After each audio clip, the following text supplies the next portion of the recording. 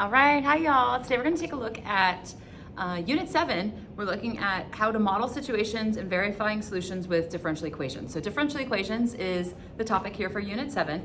And what we're going to be taking a look at is if we see the words proportional. So I don't know if you remember this back from maybe Algebra 1. We talked about maybe something being directly proportional or something being inversely proportional to something else. And there was this relationship that happened, right? So by the way, differential equations are equations that involve x, y, and the derivatives of y. So that's what a differential equation is, right? We will interpret verbal statements that represent differential equations. That's what we're doing here in section 7.1. So you'll either hear the words proportional or variation. So direct variation and inverse variation, where k is the constant of variation. So sometimes they'll ask you to solve for the k, the constant of proportionality, or the constant of variation. Okay. So here we go, direct variation. So direct variation will be like if y varies directly as x, right? Or y is directly proportional to x. That would be like, you know, if you are, like distance is directly proportional to distance equals rate times time. It's like the time that you travel, right? So if like your rate was staying constant, if you're constantly traveling like 50 miles per hour, then the distance will be directly proportional to time if you're traveling at a constant rate. That formula would be, you know, like y equals k times x. So if it says something about something being directly proportional or just proportional, then you do assume it's direct. Okay. If they use the word inverse, so if they say an inverse variation, so y varies inversely as x, or y is inversely proportional to x, then you have the situation where you have y equals k divided by x. Okay. So notice for both of these formulas, you have the y all by itself. So if you think about it in this point of view, the y equals.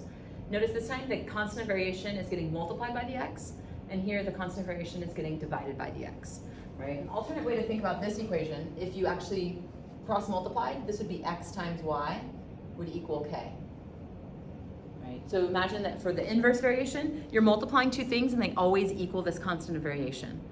Versus in this situation, if you were to solve this for k, right, this would have been that k would have equaled y divided by x. So this is the constant of proportionality is constantly being divided between two things. Okay. Again, this note here, I wrote this in, assume direct variation if the problem only says the word proportional and it doesn't actually say inverse or direct. Okay. All right, so here's a few examples. Feel free to pause and read these on your own. But this first one is about Catherine running around a linear path. Her position is given by the function p of t, where t is measured in seconds since she started running, and p is measured in miles, right? During the first second of her run, Catherine's acceleration is proportional to the cube root of the time since she started running. So that's really what we're going to be writing here, is that Catherine's acceleration is proportional to the cube root of the time. So basically all this place right here where I can't draw because my piece of paper is there, that's what we're going to be translating.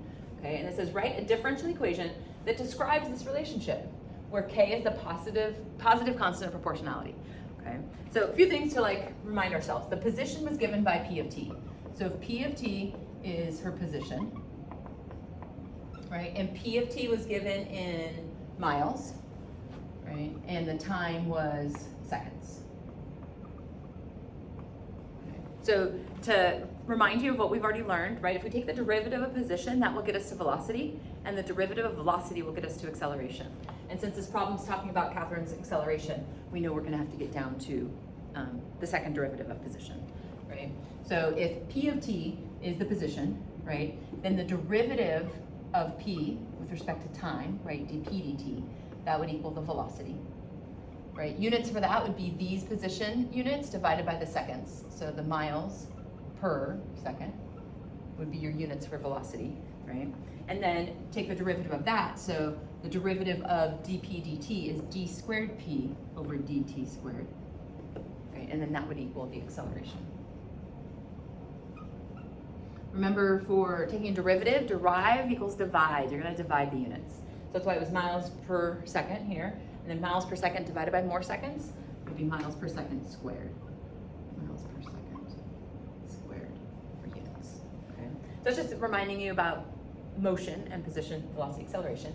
And now we need to translate this sentence here. Catherine's acceleration is, so we already know her acceleration is this d squared p over dt squared, right? So the acceleration d squared p over dt squared is equals, right, proportional to. Again, if it just says proportional, we're going to assume direct proportionality, right? So because it says direct, we know that the y varies directly as x will be like this formula. So whatever comes first is going to sit in this y.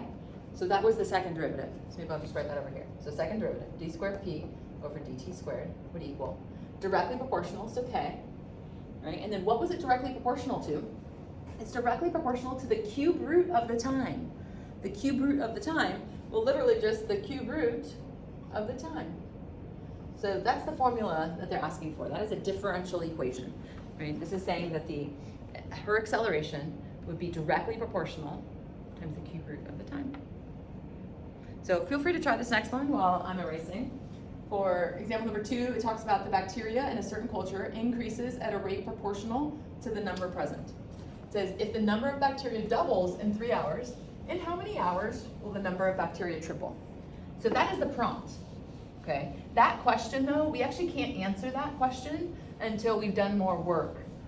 So after section 7.3, I believe you can come back and answer this question, okay? So come back and answer after 7.3.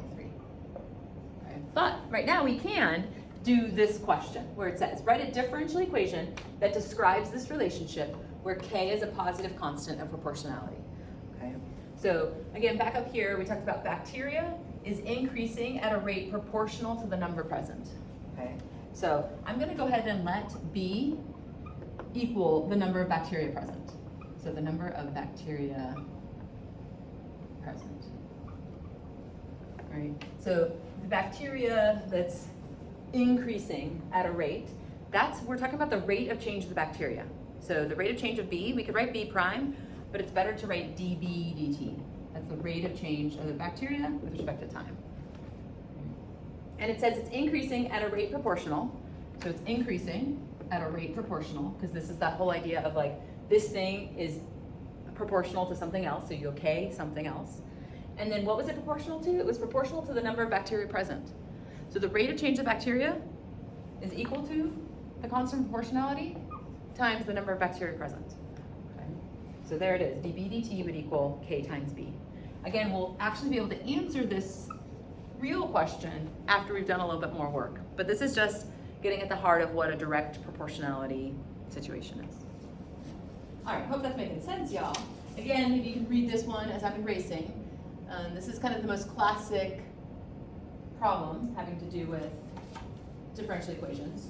So this one is the dreaded rumor. The rumor spreads through a population of n people, right, at a rate proportional to the product of the number of people who have heard the rumor and the number of people who have not heard the rumor, right? If P denotes the number of people who have heard the rumor, which of the following differential equations could be used to model the situation with respect to time, where K is the positive constant, okay? So let's break this down, a lot of letters. It said that the population of n people, okay? So n is the total population. So n is the total population, right? And that first sentence talks about the rumor spreading among the population of n people. And then here's that word proportional, right? It says at a rate proportional to the product of the number of people. So we know we're going to be multiplying, right? Let's see, P denotes the people who have heard the rumor, right? So number of people who have heard. And yeah, that's pretty much all the problem told us, right? So if n is the total population and P is the number of people who have heard, let's see if we can come up with an expression for the people who have not heard.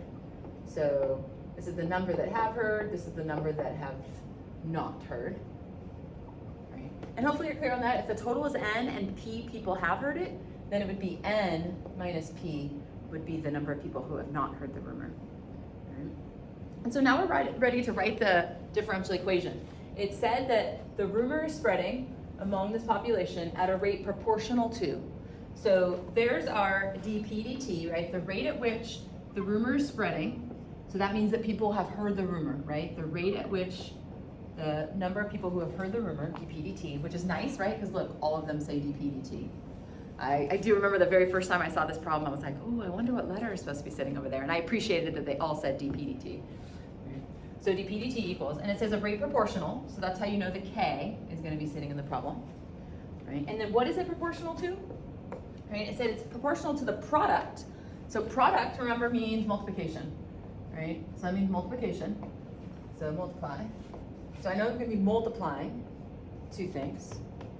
Right? And it said the number of people who have heard the rumor, well, the number of people who've heard the rumor is P, and the number of people who have not heard the rumor, and that's N minus P. And so let's check that out. Do any of these statements say that? Well, there it is, right? Letter B says KP times N minus P. So letter B is the correct answer on that.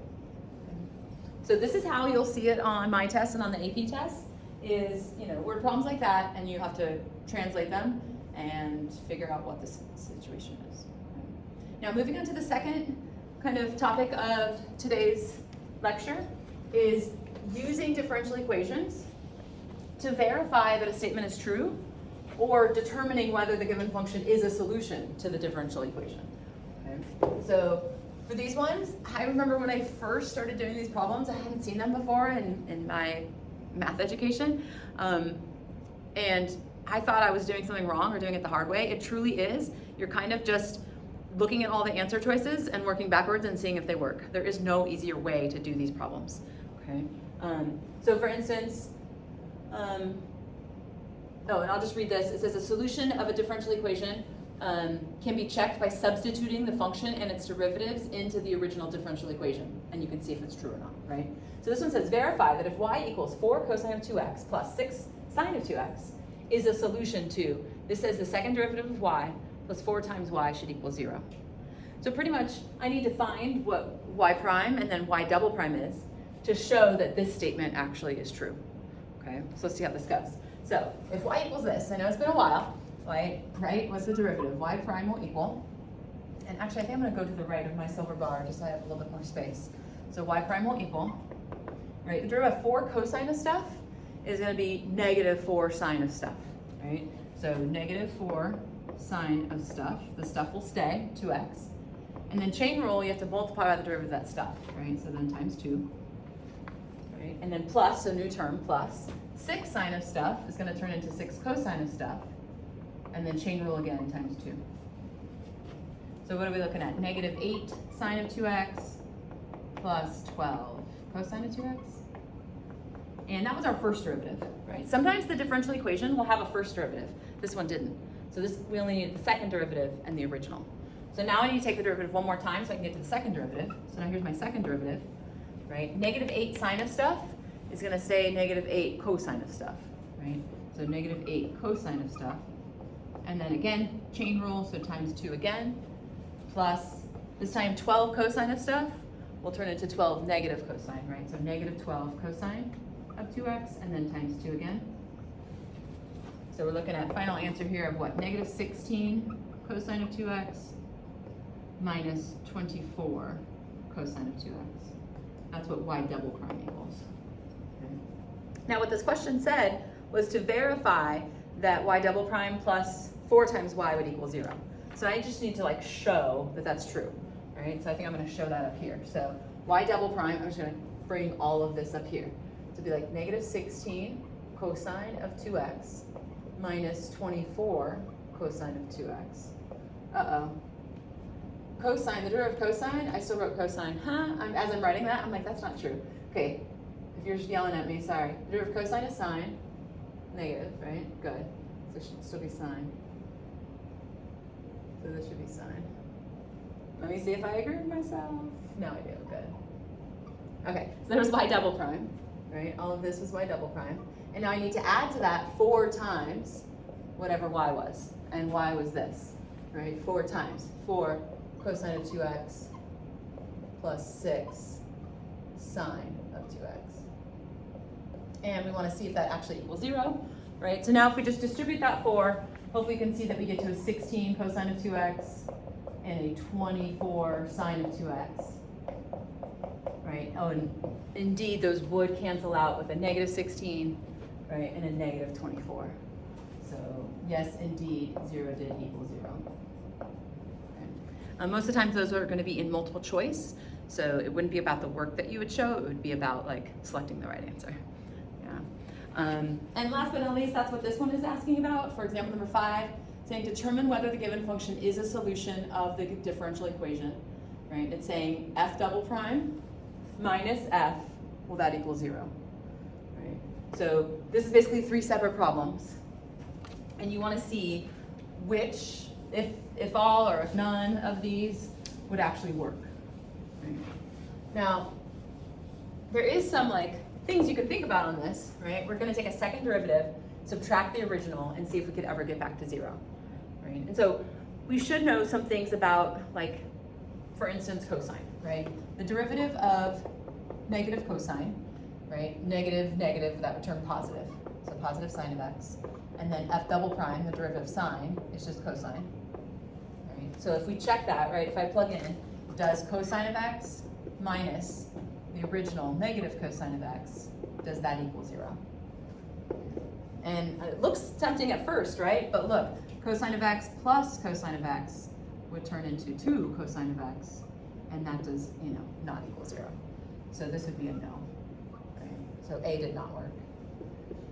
But you can do the same thing for B and C, right? For letter B, the first derivative, so 2e to the stuff, remember the derivative is still going to be 2e to the stuff, so 2e to the negative x. But then you uncover that the exponent was negative x, and so you have to multiply by the derivative of negative x, which would be negative 1, right? So times negative 1.